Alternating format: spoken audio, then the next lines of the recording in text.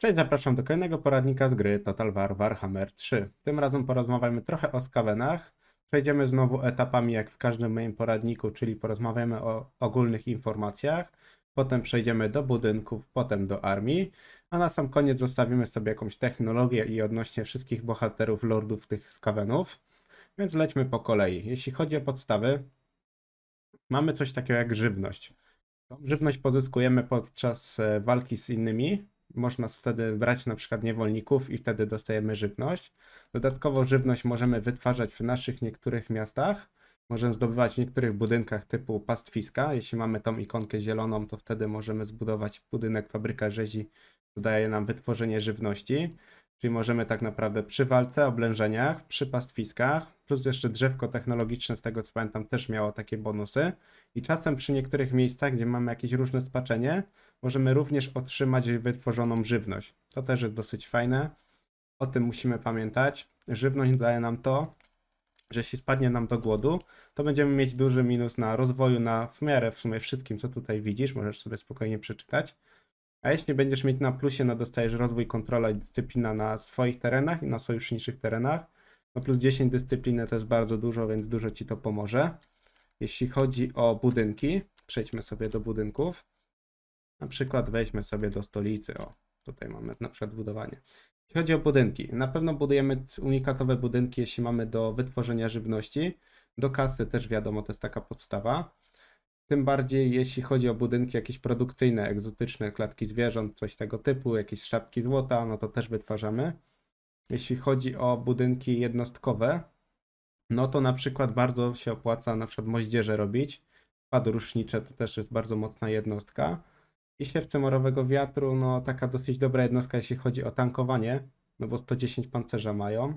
No, HP mają mało, ale i tak są dosyć dobre. I kulomioty, no bardzo mocna jednostka. Plus jeszcze oni mają dosyć ciekawe potwory, bo mają pomiot piekielnej otchłani, no 12 000 HP, 520 obrażeń, no wydaje mi się, że dosyć fajne jednostki.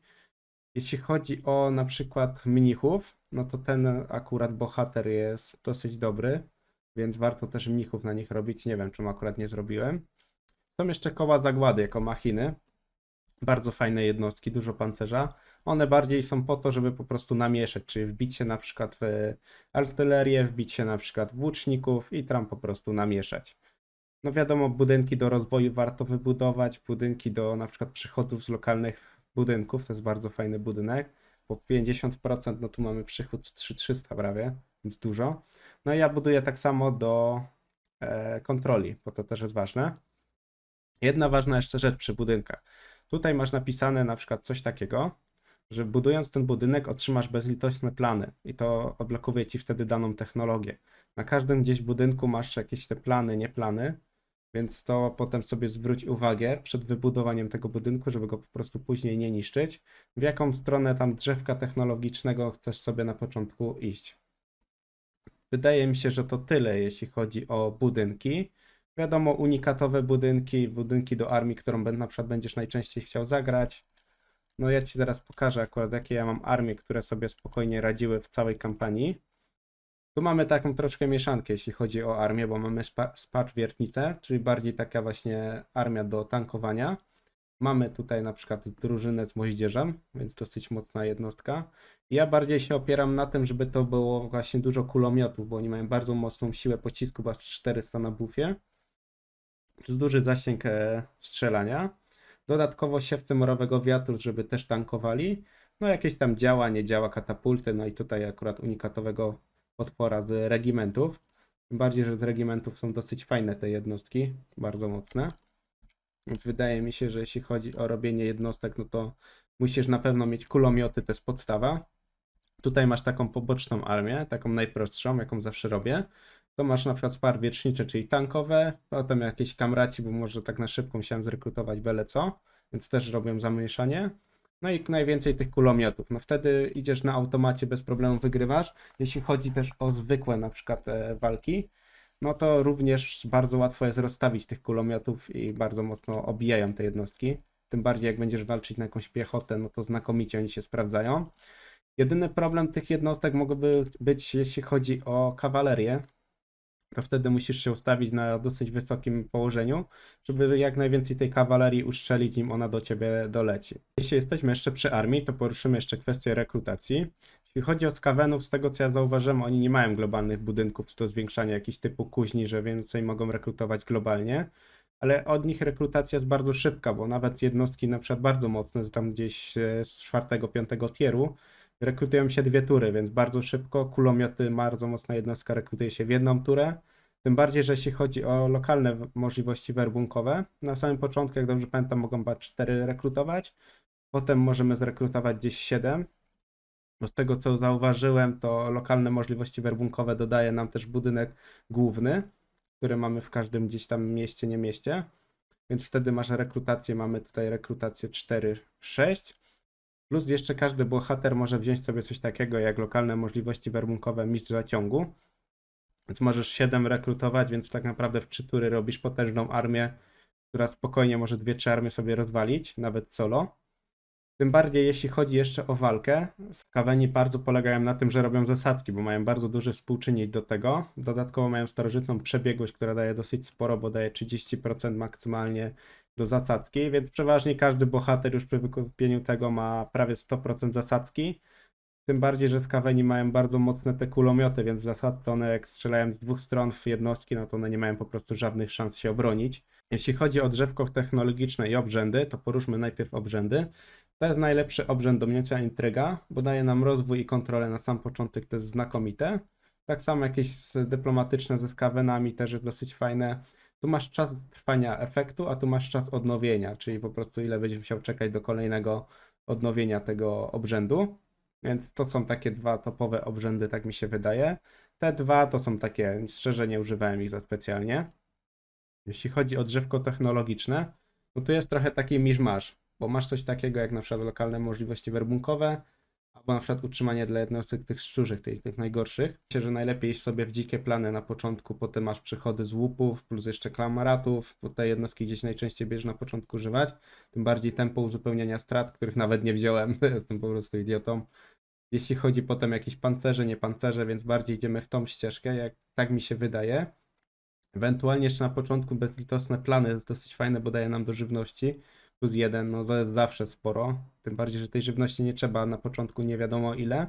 No u mnie jest bardzo dużo tej żywności, bo to już jest w sumie late gry, w sumie skończona kampania nawet. Więc wtedy tej żywności schodzi dużo więcej. Więc tu dużo co nie mamy to do omawiania. Tu też potem są dla tych planów środkowych, to są bardzo polegające na możliwościach też werbunkowych, na rozwoju i na ładowaniu strat.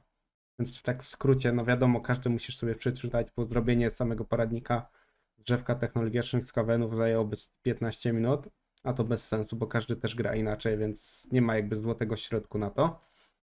Jeśli chodzi o bohaterów, to zaraz do nich przejdziemy i to będzie w sumie tyle. Jeśli chodzi o bohaterów skawenów, mamy tak naprawdę 6 bohaterów. Ja akurat grałem tutaj Pestilensem, czy jak on tam się nazywa. On ma na przykład bonusy do utrzymania mnichów, bo to jest taki jakby powiedzmy kapłan. On zaczyna z tej strony mapy i ma do przeciwników w większości jaszczury, Bretonie, Imperium. No i w sumie tyle. Więc dosyć ciężko ma na początku, tym bardziej, że tych armii jakichś super nie ma na początku. Jeśli chodzi na przykład o Quicka Morsa, on zaczyna w środku gdzieś tam prawie mapy. No tutaj ma Korna do pokonania, ale on też ma już dużo mocniejsze jednostki na przykład niż ten poprzedni. Tylko, że na przykład ma tych szturmowe z halabardami, dosyć fajne na potwory jednostki. Jest jeszcze Trecz, który zaczyna trochę wyżej. Oni są prawie sąsiadami, jakby nie patrzeć. Dosyć ciekawa frakcja, tylko wydaje mi się, że bardzo ma przerąbane na początku. Przez to, że dodali tutaj krasnoludy chaosu, które ich po prostu mocno cisną. Na dole mają jeszcze elfy, z drugiej strony, z lewej mają też krasnoludy, więc w sumie krasnoludy dookoła i elfy. No dosyć mocny przeciwnik, więc tak trochę średnio do zagrania. Jest jeszcze pan Ikit Szpon. Jeśli chodzi o niego, on zaczyna blisko Bretonii, krasnoludów i tyle. No i tu są jeszcze wampiry, z tego co pamiętam, Wybrzeże, Saratosy chyba. Mistrz klanu śmierci.